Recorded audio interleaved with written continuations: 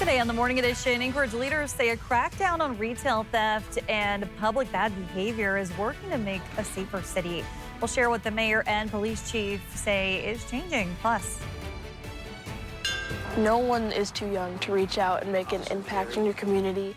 the teen who turned her grandmother's inspiration into a lasting tribute for fallen officers. We'll show you the new ceremonial bell and what its rings now mean for families across the state. And later, talk about an unexpected teammate, or should we say seamate, as a sea lion suddenly leaps right into a canoe, and it was all caught on camera as the Morning Edition starts now. Good Thursday morning, everyone. Thanks for waking up with us today. Did you catch that? I didn't see the seal. It was very quick. For we'll take a look later, but I guess now they have a pet. They're out there living my dream. I know, and it'd be so hard if that happened to try not to touch it. I know. Wouldn't you want to pet it so because bad? I don't think you're supposed to. You're not. You're definitely it'd be not. really hard not to, but certainly looking forward to that, as well as those temperatures heading our way as we welcome in next week. Of course, we are waking up this morning to those mostly cloudy to overcast skies for a good portion of South Central. If you live out towards the Kenai, or at least out towards Kenai, Soldotna area, you are waking up this morning to more in the way of some clear skies. 44 degrees is where we're currently sitting at, so not a bad start to the morning. Those winds the past few days, I know many people have been complaining about those winds through parts of the valley.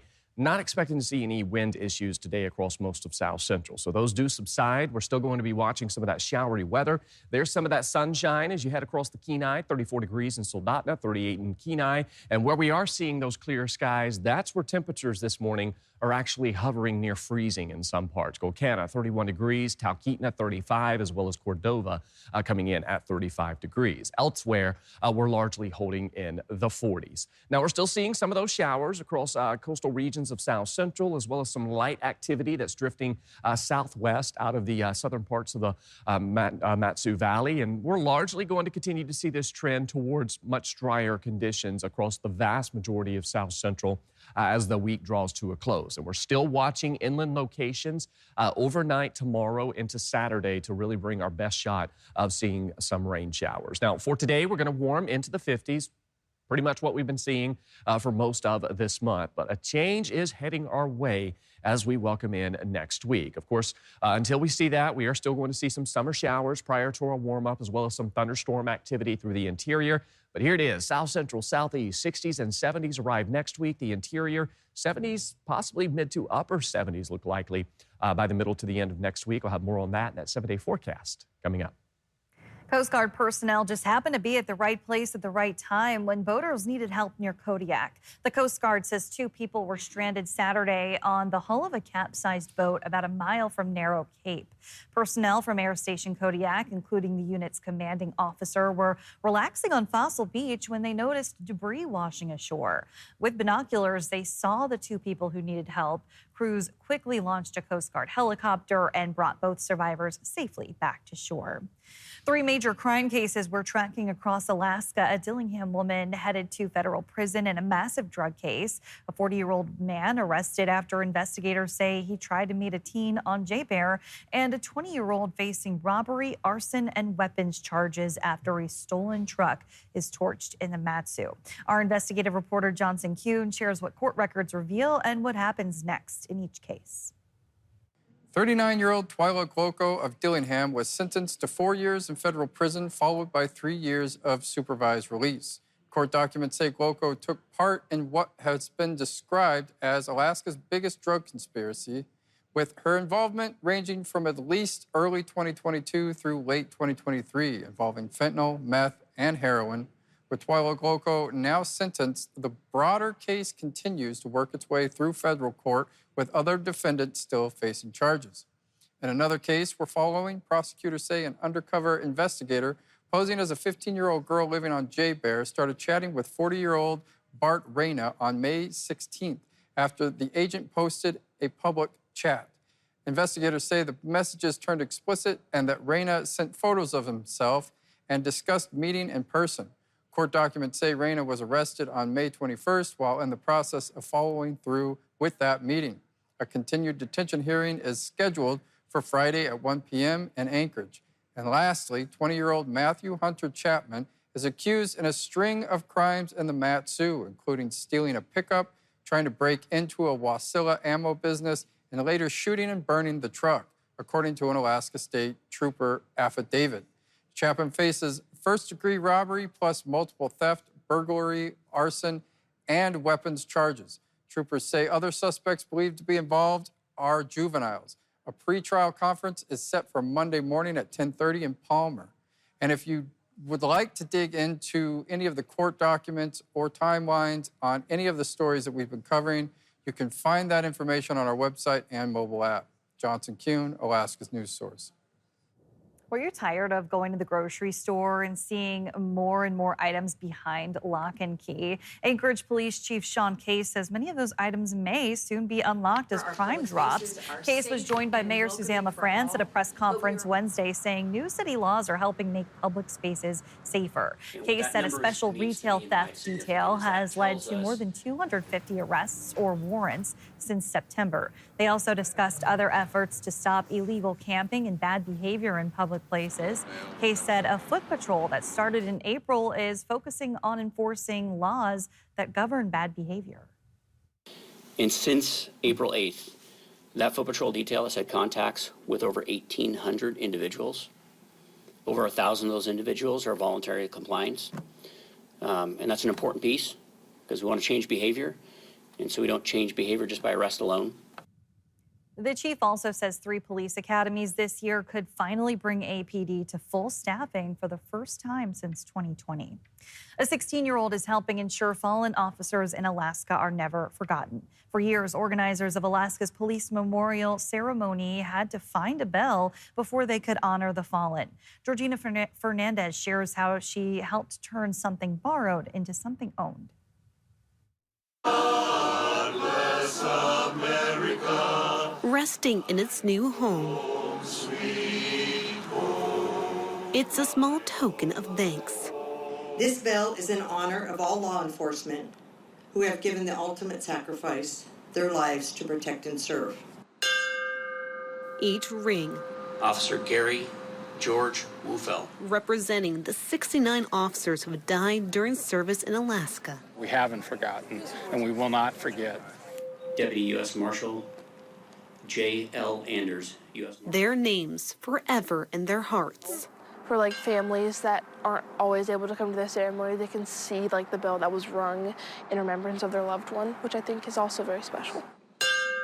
As this bell now has a permanent spot at the Alaska Law Enforcement Officer Memorial, thanks to 16-year-old Sienna Peterson Robertson, who was inspired by her grandmother, Chaplain Diane Peterson. She makes a big difference in our community, and she raised me to do the same. While working alongside her grandmother, Peterson Robertson says she saw a need for a permanent bell after watching organizers scramble to find one every year. Just taking less stress from it would be a lot better than having to stress. Peterson and Robertson raised nearly $25,000 in roughly a year to craft this bell. And it was just so special to me to be seeing my creation like used for a good purpose.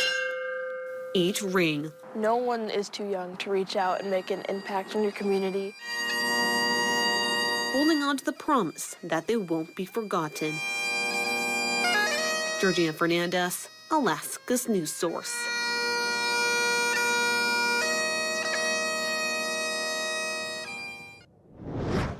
In Capitol coverage, state lawmakers are weighing whether to give up billions in future pipeline taxes to keep the Alaska LNG project alive, even as one key senator warns the state's share could decrease to nothing.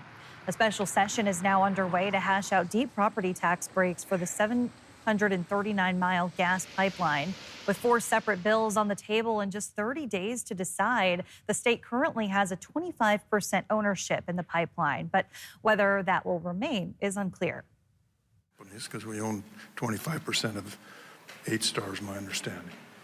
And then when they go out to bring in other investors, we'll suffer a dilution issue. And the question is, how big is the dilution issue? We have no idea. Certainly, once FID is taken on those 3 subunits, the state's 25% of the holding company may or may not have significant value. My concern, it will have no value, or virtually no value. The energy consultant deferred lawmakers to have that question answered by the gas line developers. Alaska's news source has asked if state ownership is at risk. We have not yet heard back. To read more, visit our website or mobile app. Meantime, in the race for Alaska's next governor, former Senate Minority Leader Tom Begich announced his running mate in Fairbanks. Begich's pick is Julia Nalika, the former USDA State Director for Rural Development. She's from Nenana and has a degree in rural development from UAF. In an interview before the announcement, the ticket explained why they paired up. Obviously, Julia grew up and was raised and grew up in Nenana. She has strong roots in interior Alaska, upriver and downriver. And that's one of the main reasons why we're up here. You know, Fairbanks is important to Alaska, and it's often neglected by campaigns. And I think that the interior matters just as much as any other part of the state. 70 people have announced they are running for governor. 6 have announced lieutenant governors. For a deeper breakdown and the state of the race, visit our website or mobile app. Still ahead on the morning edition, if you've been craning your neck at Westchester Lagoon, there's now a map for that. Audubon, Alaska is rolling out a new resource to help you find 35 birding hotspots around Anchorage. We'll share where to find it and which birds to look out for next. And we're still watching those temperatures next week as the warmest air of the season is set to make a return. Until then, still watching some showers across south central and storms to the north. I'll have more on that. But first, sunrise, 442 in Anchorage, 407 in Juneau. Welcome back in on this Thursday morning. Look at that cloud cover over Midtown, Aaron. But you say we're in for a warm up at least. Yeah, as we head into the coming days, we are going to see some of the warmest weather of the season building in across the state as we watch a ridge moving in from the west. Now, this is a time lapse from last night into this morning. We've been holding on to that cloud coverage, which actually makes it seem darker through the overnight hours. You may have noticed that each morning as you wake up, and you can see this morning we've got that low-level cloud coverage beginning to obscure higher parts or higher elevations of Sleeping Lady this morning. But look off towards the Kenai, you can see some clear skies. That will begin to build into parts of South Central today. Anchorage likely will hold on to some cloud coverage the first part of the morning, and then some partly sunny conditions will return later this afternoon. Now, when we're looking at May as a whole, we've spent practically every day in the 50s. Some 40s have been mixed in there as well. If this was a report card, this would be a big F for May. We have seen only 2 days where those temperatures have been sitting at or above seasonal values, and we have yet to hit our first 60-degree day of the season, and that likely will not occur until we welcome in next week. And with that being said, we'll likely see our first 60-degree day and our first 70-degree day potentially within the same week as we welcome in next week. Now, notice since January, each and every month has brought our average high temperatures below what we typically see. Average high temperature in May, right around 56.3 degrees. And our average high so far this month has been 50.5 degrees. So we're continuing to see that below seasonal values across a good portion of the state. Waking up this morning, not bad start to the day. We've got those temperatures in the 30s and the 40s. Still chilly along the slope, where we are waking up with those temperatures in the 20s, but even the slope region will see some warmer conditions as we welcome in next week. Not too terribly warm, but we will be talking about those temperatures warming into the 30s and possibly some 40s. So here's the overall setup. We're still locked in this trough pattern that's keeping the clouds with us, the showers embedded across parts of the state, as well as some thunderstorm activity as you head into the interior. But out west, what we're going to be watching as the weekend arrives is this ridge that's going to begin to develop. This is the warm air that's going to build in across South Central. We'll still see those temperatures in the 50s, possibly some 60s this weekend. But as we welcome in next week, that ridge is going to shift to the east, and that's going to drive in some of the warmest conditions that the state has seen in quite some time as we finally see those temperatures warming into the 60s and 70s across a good portion of the state. Now, we still have some showers in the forecast as we close out this week, but nothing widespread to be expected. We're still going to hold on to some of that scattered to periodic activity, most of that through eastern parts of the Sound and out towards Wrangell-St. Elias, as well as through the Copper River Basin. Still can't rule out some stray showers across the Kenai North into the valley. But again, we're going to be watching Friday night to Saturday to bring us our best shot for some rain. Still looking at the fourth wettest spring on record. That's from March 1st through May 27th. So we'll likely continue to add on additional, maybe a few hundredths of an inch to that, but we will close out as one of the wettest springs on record. Temperatures across the state today, 50s and 60s for many areas. Check out that 7-day forecast. We're in the 50s. There's those overnight showers Friday into Saturday. Monday, 60 degrees. Wednesday, 67 degrees. So, Kristen, there is that potential next week. After spending all of, May in the 50s, we could hit our first 60 and 70 within the same period. Look, we'll take it. Thanks, Aaron. They're back. They're loud, and with millions of birds flocking into Anchorage, there's now a new way to track them all. Joe Allgood shares how a virtual birdwatching trail helps you find the top birdwatching spots. As the weather turns and Anchorage's bird population booms, plenty of people are craning their necks to get a look at them. And now, whether you're giving these geese a gander or looking at one of the other many birdwatching sites throughout Anchorage, there's a new way to keep track. Each year, more than 5 billion birds from 6 continents come to Alaska to nest and complete their life cycles. 285 bird species have been recorded in Anchorage, according to Audubon, Alaska. And Westchester Lagoon is the perfect spot to see many of them. But it's not the only spot. For the past 2 years, we've been doing some recon on the 35 birding sites. Audubon, Alaska launched the new Anchorage Birding Trail, a virtual guide to all 35 sites. Down in Whittier, all the way here to Westchester Lagoon and out into the Chugach Mountains. It highlights some obvious birding sites in Anchorage, like Potter Marsh, to some sleeper birding sites. Previous guides existed, but And it was just a physical piece of paper and a big fold-out map that people would bird with around town. And you can imagine on days like this, it was kind of a hilarious attempt at birding.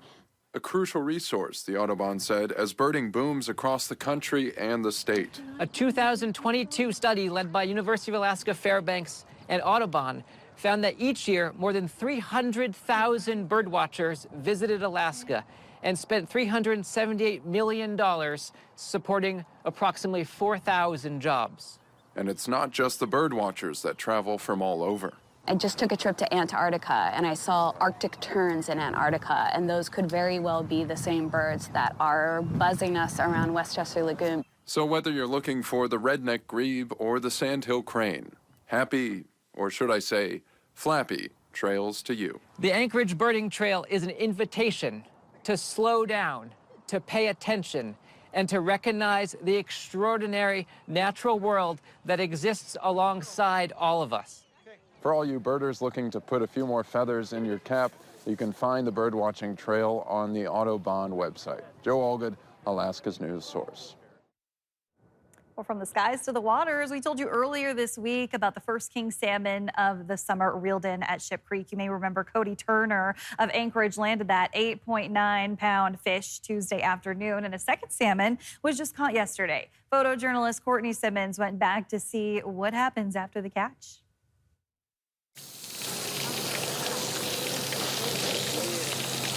Pull the gills or slice them open and bleed them out, get the blood out. And you look at this, because then you'll see he's got real orange meat in him. Perfect size fish to eat, right? Pretty awesome with the culture, like not a lot of the fish is wasted.